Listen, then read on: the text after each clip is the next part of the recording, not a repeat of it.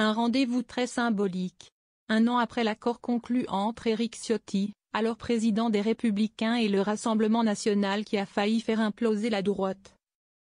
Nicolas Sarkozy a reçu Jordan Bardella ce mardi matin, dans ses bureaux à Paris, d'après des informations du Parisien confirmées par BFM TV. Les échanges, organisés à l'initiative de l'ancien chef de l'État, ont duré 1 heure, explique l'entourage du président du RN, qualifiant les discussions de courtoises et chaleureuses sur la situation politique et l'avenir de la France. Sarkozy trouve Bardella intéressant. Cette rencontre n'a rien d'une surprise. Dans son livre Ce que je cherche, sorti à l'automne, Jordan Bardella avait évoqué à plusieurs reprises l'ex-locataire de l'Élysée et sa campagne victorieuse en 2007, dans laquelle il voit une source d'inspiration. Le député européen avait également pris la défense de Nicolas Sarkozy lors de son exclusion de la Légion d'honneur en juin, après sa condamnation définitive dans le cadre des écoutes.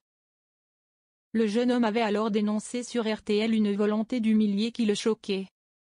En septembre 2023, Jordan Bardella s'était également mis en scène dans son bureau, en mettant en évidence un livre de l'ancien président Le temps des combats.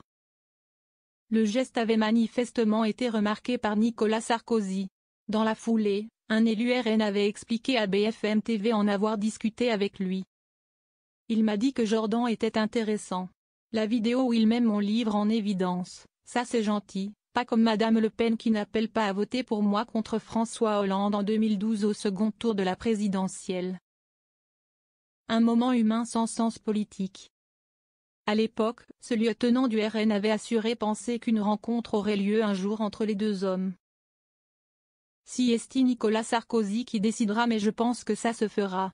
Jordan a envie de le rencontrer et que je pense que Nicolas Sarkozy est curieux. Faut-il voir dans ce rendez-vous un adoubement de Jordan Bardella, amené à remplacer Marine Le Pen dans la campagne de la présidentielle de 2027 si sa condamnation à 5 ans d'inéligibilité dans le cadre du procès des assistants parlementaires était confirmée en 2026 lors de son appel? Pas du tout, répond un proche de l'ex-président. Cette rencontre n'avait aucun sens politique, il s'agissait d'un moment humain, très cordial, lors duquel les deux personnalités ont parlé de la France, insiste un membre de son entourage. Et Retailleau? Cet échange pourrait cependant avoir du mal à passer dans les rangs de la droite. Depuis sa victoire à la tête des LR, beaucoup d'élus de droite voient dans le ministre de l'Intérieur Bruno Retailleau une chance de battre le RN en 2027, que ce soit face à Jordan Bardella ou Marine Le Pen. Le nouveau président du parti de droite et Nicolas Sarkozy ont longtemps eu des relations relativement distantes avant de s'afficher côte à côte le 21 mai dernier à l'occasion d'un hommage rendu à une policière municipale tuée en 2010.